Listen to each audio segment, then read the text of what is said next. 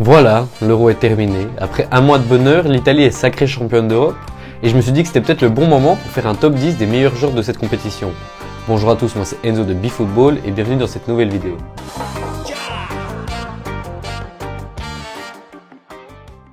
Alors déjà, avant de commencer la vidéo, sachez que c'est un top 10 subjectif, c'est mon avis. C'est mes impressions que j'ai eues, alors on sera sûrement pas d'accord sur tous les joueurs, ça c'est clair. Si vous pensez que j'aurais dû mettre un joueur plus haut ou plus bas dans le classement, ou même j'aurais dû mettre d'autres joueurs dans ce classement, dites-le moi en commentaire. Donc voilà, je voulais juste faire ce petit disclaimer avant de commencer la vidéo, éviter les petites bagarres dans les commentaires. Et donc pour commencer ce top 10, en 10e position on retrouve Paul Pogba.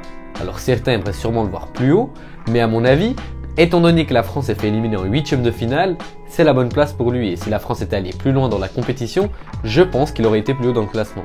Et donc pourquoi Pogba mérite-t-il d'être dans le classement? Eh bien c'est parce qu'il a été exceptionnel avec l'équipe de France et à mon avis c'était le meilleur joueur des Bleus. Bon, il ne s'est pas illustré au niveau statistique, il n'a marqué qu'un but, bon c'est un but phénoménal, et délivré qu'une passe décisive. Il a vraiment été efficace dans l'entrejeu et dans la circulation du ballon, c'était vraiment le métronome de l'équipe de France. Son jeu de passe est exceptionnel, pour vous donner une petite statistique, en moyenne il a réalisé 2 passes clés par match, c'est mieux que Toni Kroos, Barella ou encore Cristiano Ronaldo. Il a également réussi 88% de ses passes. Sa qualité de dribble est également exceptionnelle, il est dans le top 10 des joueurs ayant subi le plus de fautes dans la compétition. Et surtout, il a toujours été là dans les moments importants, contre la Suisse par exemple, où c'était à mon avis le meilleur joueur de l'équipe de France du match, alors certes, l'équipe de France s'est fait éliminer, mais Pogba a réalisé une prestation incroyable. En plus, il a marqué, à mon avis, le plus beau but de la compétition. Et donc, voilà pourquoi, à mon avis, il mérite d'être à cette position. Et donc, à mon avis, il n'y a même pas débat, Pogba mérite à 200% d'être dans ce top. Ensuite, en 9e position, on retrouve Patrick Schick. Peu de personnes le connaissaient avant l'Euro, mais le buteur de Leverkusen a choqué tout le monde avec la République tchèque. Malgré que le coach de la Tchéquie a essayé plusieurs dispositifs, c'était toujours lui qui était à la pointe de l'attaque. Et il a prouvé qu'il méritait sa place en inscrivant 5 buts en 5 rencontres. Et c'est d'ailleurs un record pour un joueur tchèque. Et il a également fini meilleur buteur ex aequo avec Cristiano Ronaldo. Alors c'est Ronaldo qui a reçu le titre du meilleur buteur du championnat, étant donné qu'il avait réalisé une passe décisive. Il a montré un sang-froid incontestable devant les cages, et c'est d'ailleurs lui qui a inscrit le but le plus lointain de toute l'histoire de l'Euro. Il a cadré 65% de ses tirs, c'est mieux que Cristiano Ronaldo, Benzema ou encore Lewandowski. Et c'est également le joueur qui a cadré le plus de frappes dans la compétition. Patrick Schick est également un joueur très polyvalent, il a marqué du pied droit, du pied gauche et de la tête. Bref, Patrick Schick est la révélation de cet Euro, et pour moi, comme j'ai avec Pogba, il mérite totalement sa place. Ensuite, à la 8e position, j'ai décidé de mettre Yann Sommer. Alors c'est pas le premier nom qui nous vient en tête quand on pense au meilleur gardien du monde, mais il est au top niveau depuis quelques années. Alors il faut mettre du respect sur son nom. Et donc même si la Suisse est arrêtée en quart de finale, il a réalisé une compétition exceptionnelle et c'est d'ailleurs lui qui a réalisé le plus d'arrêts dans la compétition avec 21 arrêts.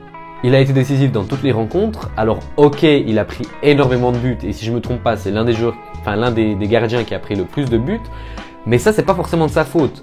Parce que s'il a réalisé le plus d'arrêts, c'est parce qu'il est extrêmement sollicité et donc que la défense a été moyenne. Et donc, s'il est extrêmement sollicité, eh bien, il va sûrement se prendre plus de buts que les autres équipes. Donc, à mon avis, ce n'est pas une justification pour dire que Yann Sommer a réalisé une mauvaise compétition. En plus de ça, lors des séances de penalty, il a toujours été très efficace. Contre l'Espagne, il a arrêté 3 penaltys.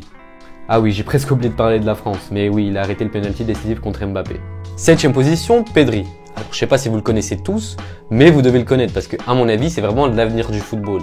Beaucoup le comparent à Iniesta ou encore Xavi, mais à mon avis, il faut le comparer avec personne et tout simplement dire que c'est Pedri parce qu'il est exceptionnel. Alors, on voit que c'est un joueur qui a été formé à la Masia dans son style de jeu, étant donné qu'il fait des contrôles exemplaires, il a une vision de jeu incroyable et il a une énorme capacité à bonifier les ballons qu'on lui donne. Il arrive parfois en 1 ou 2 touches de balle à transpercer plusieurs lignes.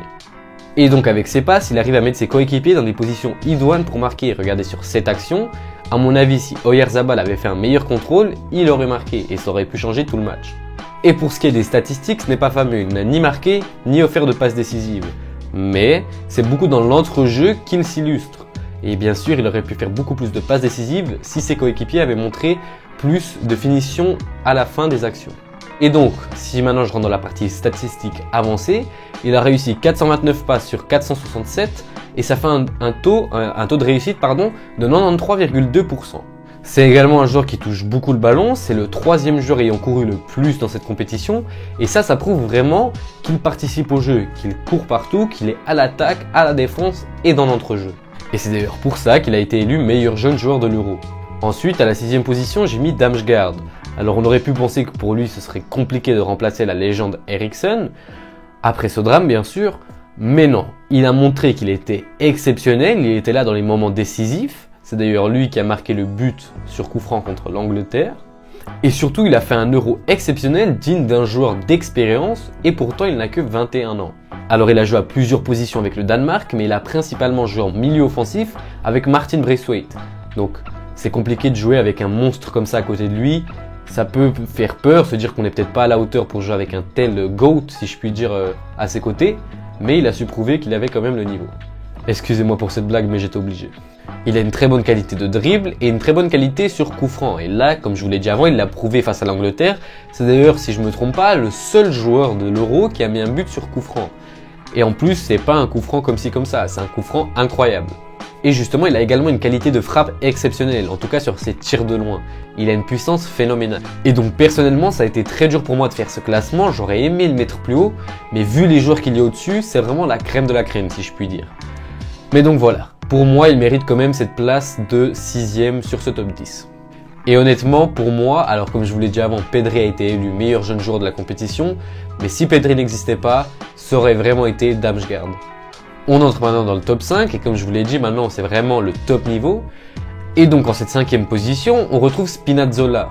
Alors ce joueur, il m'a fait tellement rêver pendant cet Euro, mais il m'a également fait beaucoup de peine. On le sait, il a souvent eu des pépins physiques, comme je vous le mets à l'image. Il a même eu les ligaments croisés, il a eu quelques blessures. Alors en fait, c'est pas qu'il a eu beaucoup de grosses blessures, mais il a eu beaucoup de petites blessures qui lui ont empêché de devenir une superstar. Parce qu'on le sait, quand il était jeune, on lui prédisait un avenir radieux. Et justement, maintenant il était enfin arrivé au top niveau, il réalisait des performances excellentes avec la Squadra Azzurra. Il avait même détrôné c'est un grand mot, Emerson, parce que voilà, Emerson, même s'il est un bon défenseur, il n'est pas incroyable. Et donc il a réussi à prendre la place de Emerson qui était le titulaire indiscutable sous Mancini. Et il a réalisé sûrement un des meilleurs Euros de la compétition. Mais si je le mets pas plus haut, c'est parce qu'il s'est blessé justement. Et voilà pourquoi il me fait vraiment de la peine. Il a toujours eu des blessures, il revient, il est exceptionnel, et bim, il se blesse. Mais donc, pour parler un peu de positif, Spinazzola, comme je l'ai dit, a été un des meilleurs joueurs de la compétition. Il a été très bon offensivement, et on l'a vu quand c'est Emerson qui l'a remplacé, Insigne n'avait plus son point d'appui offensivement. Et là, vous pouvez le voir sur cette image, je vous ai dit qu'il était très offensif, là on peut même voir qu'il est plus haut sur le terrain que Insigne. Il a été élu homme du match à 2 reprises, lors du match d'ouverture contre la Turquie et lors du premier match des phases à élimination directe contre l'Autriche. Il a également été nommé dans l'équipe type des meilleurs joueurs de l'Euro. Et donc, quel est le style de jeu de Spinazzola? Comme je vous l'ai dit, c'est un latéral très offensif, c'est un latéral qui aime aller dribbler. À l'Euro, il a réussi 8 dribbles, alors comme ça peut paraître peu, mais si on compare aux autres joueurs, c'est autant que Ronaldo, et encore pire, si on compare aux autres latéraux, en tout cas les meilleurs latéraux à mon avis de cet Euro sans lui, eh bien c'est phénoménal. Il a également une excellente qualité de passe, à l'Euro il a réussi 89% de ses passes, et il ne manque pas de concentration. Après, ce n'est pas non plus le meilleur latéral du monde, comme je vous l'ai dit, c'est un latéral offensif, ça fait 10 fois que je vous le dis, mais bon, c'est pas grave. Et du coup, ça fait que défensivement, il n'est pas incroyable. Alors si on regarde au niveau des statistiques, il a réussi 100% de ses tacles. Comme ça, vous vous dites que c'est incroyable, il est trop fort, mais si on regarde un peu plus en détail, il n'a fait qu'un seul tacle. Et ça, c'est parce qu'il préfère défendre debout. Et donc, si on regarde au niveau des duels gagnés, il n'a réussi que 38% de ses duels. Mais heureusement, il évolue dans une équipe d'Italie avec une défense exceptionnelle qui lui permet de monter très haut sur le terrain et de ne pas être exceptionnel défensivement. Après, c'est un joueur qui participe beaucoup au jeu, il touche en moyenne 71 ballons par match. C'est plus que Barella, Ronaldo ou encore Benzema. Bref, Spinazzola a réalisé un Euro excellent et comme je l'ai dit au début, s'il ne s'était pas blessé, je pense que je l'aurais mis en numéro 1. 4e position, Raheem Sterling. Alors là, de nouveau, je pense qu'il n'y a aucune contestation possible, il est forcément dans le top 4. Certains l'auraient mis plus haut, et je vous l'accorde, ça a été un choix très difficile. Alors sûrement l'un des meilleurs joueurs anglais de cet Euro, à mon avis, je ne sais pas si sans lui l'Angleterre serait allée en finale, d'ailleurs je ne pense pas qu'il serait allé en finale, et je ne sais même pas si elle serait sortie des phases de poule. À mon avis, c'est vraiment lui qui est à l'origine de l'épopée des Three Lions, il a marqué 3 buts et délivré 2 passes décisives, Et c'est lui qui a marqué les seuls buts des 2 victoires 1-0 contre la République tchèque et la Croatie.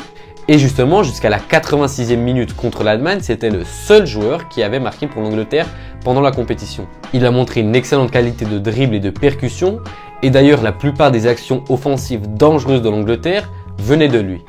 Il a un taux de réussite de ses passes de 85% et il cadre en moyenne 74% de ses tirs. C'est mieux que Ronaldo, Benzema et Lewandowski. Donc pour résumer, à mon avis, c'est vraiment Sterling qui a amené l'Angleterre en finale. Maintenant, on rentre sur le podium. Alors je vous préviens déjà, il n'y aura que des joueurs italiens. Et avant que vous gueuliez dans les commentaires, je vous le dis déjà. J'en ai mis que 4 du coup dans la vidéo et ça peut paraître beaucoup, mais c'est normal, ils ont gagné la compétition. Et en plus, si on réfléchit, c'était vraiment la meilleure équipe de l'Euro. Normal, ils ont gagné le trophée, vous me direz. Mais j'aurais pu faire un top 10 que sur des joueurs italiens presque. Donc je me suis quand même retenu, j'en ai mis que 4. Et donc à cette position, on retrouve Jorginho, le métronome du milieu de terrain italien. Il avait un peu ce rôle qu'avait Andrea Pirlo de Regista en 2006. Alors, je ne dis pas que c'est Pirlo, mais en tout cas, il a joué le même rôle. Et donc, Jorginho touchait énormément de ballons. Il participait vraiment au jeu italien, environ 79 ballons touchés par match. Bien sûr, il a une excellente vision de jeu, il a un taux de réussite de ses passes de 96%, ce qui fait qu'il est capable de délivrer des caviars à ses coéquipiers et de mettre des très bons ballons longs. Elle était dure à dire celle-là. C'est également un joueur qui court énormément, c'est d'ailleurs le joueur qui a le plus couru dans cet Euro. Et donc toutes ces qualités font que c'est un joueur exceptionnel pour la Squadra Azzurra et un joueur extrêmement important. Et on l'a vu quand il est sorti et qu'il n'était pas présent sur le terrain, c'était extrêmement compliqué de créer du jeu. Alors heureusement pour l'Italie, il a toujours joué, en tout cas il était presque là tout le temps, c'est d'ailleurs le deuxième joueur si je ne me trompe pas, ayant le plus joué dans la compétition. Et donc ça prouve vraiment que c'était le métronome de ce milieu de terrain italien. Ensuite, en deuxième position, de nouveau un milieu de terrain, on retrouve Marco Verratti. Et c'est vraiment, pour moi, peut-être pas le joueur que j'ai préféré dans cet Euro, mais en tout cas, c'est vraiment un coup de cœur. Alors, on le sait, Marco Verratti a toujours été excellent, mais il m'a impressionné par sa qualité à revenir après sa blessure. En plus, au début de l'Euro, c'est Locatelli qui a été mis à sa place, et on se demandait comment il allait faire pour revenir et retrouver sa place de titulaire, tellement Locatelli a été fort. Il est revenu, il a montré à tout le monde ses qualités, et il a fait taire des bouches. On a même renommé le Tiki-Taka Tiki-Talia. Vous avez compris le jeu de mots. Et Verratti était vraiment l'acteur principal de ce style de jeu. C'est le 5e meilleur passeur décisif de la compétition. C'est également un joueur qui touche énormément de ballons, alors beaucoup plus que Jorginho. Jorginho, comme je vous l'ai dit avant, il touche environ 74 ballons par match. Et bien là, Verratti, il touche 114 ballons par match. Et c'est plus que Pogba, De Bruyne et Toni Kroos. C'est également un joueur qui a une excellente qualité de dribble. Pendant l'Euro, il a obtenu 11 fautes. Et pour vous donner une dernière statistique et un dernier point positif, eh bien c'est le fait qu'il n'a pris qu'un seul carton jaune durant l'Euro. Bon, c'est ironique, mais on le sait, d'habitude comme on le dit souvent, en tout cas comme moi j'aime bien le dire, un bon match de Verratti, c'est un carton jaune. Et bien là, ce n'a pas été le cas, il est beaucoup moins allé râler pour l'arbitre. Bon, c'est ses coéquipiers qui l'ont fait pour lui, mais bon, voilà. Mais en tout cas, il ne s'est pris qu'un carton jaune, et ça m'a étonné qu'il ne s'est pris aucun carton rouge avec la Squadra Azzurra. Et donc maintenant, le meilleur joueur de la compétition. Attention suspense, qui c'est? Eh ben je vais pas vous le donner comme ça, je vais vous le faire en mode question pour un champion, vous allez essayer de deviner. Allez, top, c'est parti. Je suis un joueur italien né le 25 octobre 1997 à Genoa, j'ai été l'une des révélations de l'Euro, j'ai évolué en Italie, cette saison j'ai inscrit 16 buts et délivré 10 passes décisives en 57 matchs, l'année passée j'ai remporté mon premier titre en tant que joueur pro, et un de mes coéquipiers a déjà évolué avec mon père. Je suis Federico Chiesa. Et oui, il a réalisé l'une des meilleures prestations, enfin la meilleure prestation à mon avis de cet Euro. Il a été là dans les moments cruciaux. C'est à mon avis, sans lui, de nouveau comme avec Sterling, l'Italie n'aurait pas gagné le Scudetto. L'Italie n'aurait pas gagné l'Euro sans lui. Il a marqué des buts décisifs, notamment contre l'Autriche en 8e de finale et contre l'Espagne en demi-finale. C'était vraiment la grande menace offensive de l'Euro cette année, étant donné que Insigne a déçu sur certains matchs, alors pas sur tous, contre la Belgique il a été exceptionnel, mais par contre Immobile, j'adore ce joueur, mais il a réalisé un Euro déplorable. Il a une qualité de dribble exceptionnelle, il est très rapide, il a une très bonne qualité de percussion. Certains le surnomment même le feu follet. Et personnellement, je trouve, bon peut-être que j'exagère un peu, mais que c'est le successeur entre guillemets de Lorenzo Insigne. Alors ils n'ont pas le même profil, enfin ils ont le même profil mais dans le sens ils n'ont pas le même gabarit. Mais ils ont à peu près le même style de jeu, des joueurs rapides qui vont vers l'avant et ils ont la même spécialité. Arriver de l'extérieur, repiquer vers l'intérieur et frapper en lucarne. Et justement, Federico Chiesa est très bon dans les frappes de loin. Il en a marqué énormément cette saison. C'est également un joueur qui ne rechigne pas la tâche, il vient défendre quand il le faut. Et au début de l'Euro, il était préféré à Berardi. Mais en quelques matchs, après quelques entrées fracassantes, il a directement pris la place de titulaire. Et sur la finale, je pensais vraiment que c'était lui qui allait marquer le but égalisateur, ou du moins le but du 2-1, pardon. Mais malheureusement pour lui, il s'est blessé à la 94e minute, si je ne me trompe pas, et il est sorti du coup. Pour l'instant, de ce que j'ai vu dans les médias, on ne sait pas encore pour combien de temps il est blessé, mais ça s'apparente pour quelque chose qui n'est pas très grave. Mais en tout cas, ça ne l'a pas empêché de figurer dans l'équipe type de l'Euro, devant des joueurs comme Benzema, Ronaldo ou encore Damsgaard. Et donc voilà, maintenant vous avez mon top 10, maintenant je vais vous donner quelques joueurs bonus. Alors au niveau des défenseurs, on aurait bien sûr pu mettre Gianluigi Donnarumma. Selon l'UEFA, c'était lui le meilleur joueur de la compétition. Et honnêtement, j'aurais voulu le mettre dans ce top 10. À mon avis, il aurait été peut-être 5e ou 4e. Mais je me suis dit que j'allais pas non plus mettre trop de joueurs italiens. Il y a bien sûr Chiellini, Maguire, Di Lorenzo, Dumfries, Luke Shaw qui a réalisé une excellente performance cette année. Surtout comme on voit quand Mourinho le critiquait il y a quelques temps, moi je suis très content pour Luke Shaw. Il y a également Locatelli, Barella, Renato Sanchez, Wijnaldum, Gosens, qui malheureusement pour l'Allemagne, il s'est fait éliminer très vite, mais à mon avis, si l'Allemagne serait allée au bout ou du moins en finale, il aurait pu figurer dans l'équipe type des meilleurs joueurs de l'Euro. Et pour finir en attaque, on a Benzema, voilà, il a réalisé son retour en équipe de France, et à mon avis, avec Pogba, c'était vraiment le meilleur joueur de l'équipe de France. Il y a également Ronaldo, Lukaku, Kane, Grealish, Lewandowski. Et justement, Lewandowski, ça me fait un peu de peine que la Pologne ne soit même pas sortie des phases de groupe, étant donné qu'il avait réalisé une excellente performance en phase de poule. Et juste, je reviens sur Grealish. Ça me fait vraiment de la peine qu'il n'ait pas été titulaire plus souvent. On le sait, les Anglais voulaient vraiment le voir titulaire. Bon, personnellement, moi, je préfère quand même, je suis plus content que l'Italie ait gagné la compétition que l'Angleterre. Normal, je suis italien. Mais au moins, pour Grealish, je suis quand même déçu qu'il n'ait pas joué autant que ce qu'il méritait. Et donc voilà, pour moi, c'est terminé dans cette vidéo. Dites-moi si vous auriez pensé que j'aurais dû mettre des joueurs à la place de certains dans ce top.